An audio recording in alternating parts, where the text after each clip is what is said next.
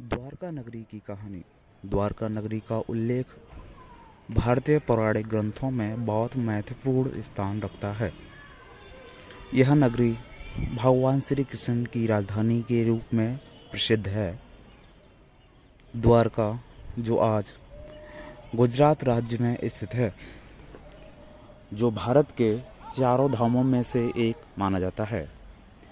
इसकी स्थापना और बिना से जुड़ी कहानी महाभारत और पुराणों में विस्तार से वर्णित है। द्वारका का निर्माण। भगवान श्री कृष्ण ने कंस का वध करने के बाद मथुरा को कंस के अत्याचारों से मुक्त किया।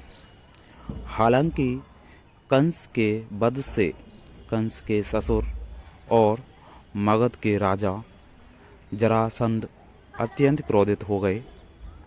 उन्होंने मथुरा पर 17 बार आक्रमण किया।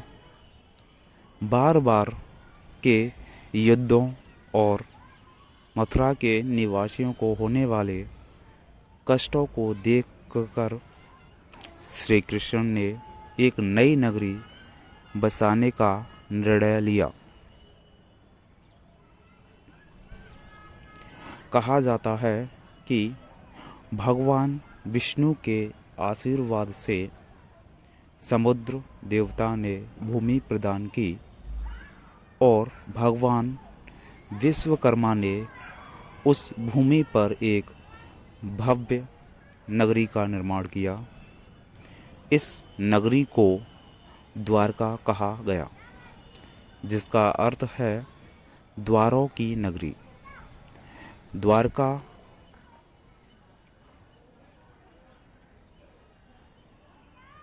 को समुद्र के किनारे इस प्रकार बसाया गया था कि यह प्राकृतिक आपदाओं और आक्रमणों से सुरक्षित रहे।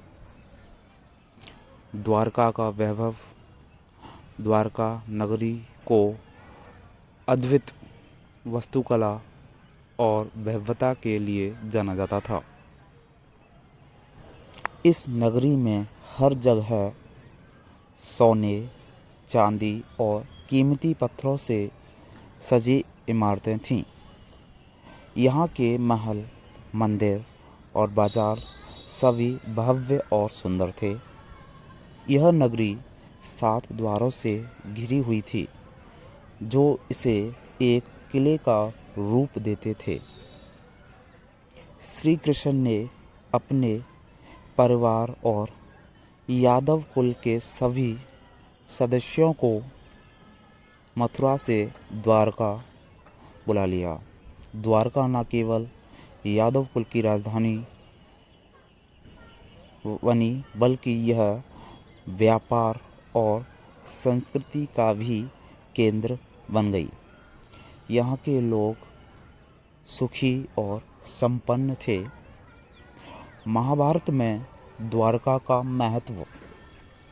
द्वारका नगरी का उल्लेख महाभारत के कई प्रसंगों में मिलता है। यह नगरी कुरुक्षेत्र युद्ध के दौरान भी महत्वपूर्ण रही। श्री कृष्ण ने अर्जुन को गीता का उपदेश दिया और कौरवों व पांडवों के बीच युद्ध में अपनी भूमिका निभाई। महाभारत के युद्ध के बाद द्वारका नगरी में यादव कुल के सदस्यों के बीच कलह बढ़ने लगी। यह कलह श्री कृष्ण के जीवन का एक दुखद पक्ष था। द्वारका का विनाश। यादव कुल में आपसी कलह बढ़ने के कारण एक दिन सबने एक दूसरे के खिलाफ युद्ध छेड़ दिया। इस विनाशकारी युद्ध में यादव कुल समाप्त हो गया। इस घटना के बाद श्री कृष्ण ने अपनी देह त्याग दी। श्री कृष्ण के देह त्यागने के बाद द्वारका नगरी का पतन आरंभ हो गया। कहा जाता है कि समुद्र ने द्वारका को अपने अंदर समा लिया। पुराणों में वर्णन है कि द्वारका नगरी समुद्र में विलीन हो गई और वह जलमग्न हो गई। द्वारका का पुरातात्विक प्रमाण आज भी द्वारका नगरी के अस्तित्व के प्रमाण खोजने के लिए पुरातात्विक खोजें की जा रही है। गुजरात के समुद्र तट के पास समुद्र के अंदर द्वारका के अवशेष पाए गए हैं। यह अवशेष द्वारका की प्राचीनता और भव्यता को प्रमाणित करते हैं।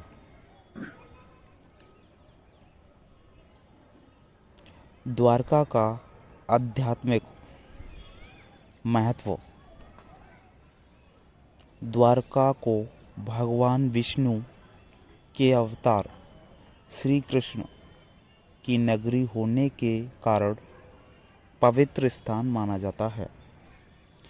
यहाँ स्थित द्वारकाधीश मंदिर श्रद्धालुओं के लिए मुख्य आकर्षण है। यह मंदिर श्री कृष्ण को समर्पित है और हर साल हजारों भक्त यहाँ दर्शन के लिए आते हैं। द्वारका की कहानियाँ में यह संदेश देती है कि भव्यता और वैभव भी नष्ट हो सकते हैं, लेकिन भगवान का नाम और उनकी लीलाएं अमर रहती हैं। यह नगरी श्री कृष्ण की अद्भुत लीलाओं और उनके महान व्यक्तित्व का प्रतीक है।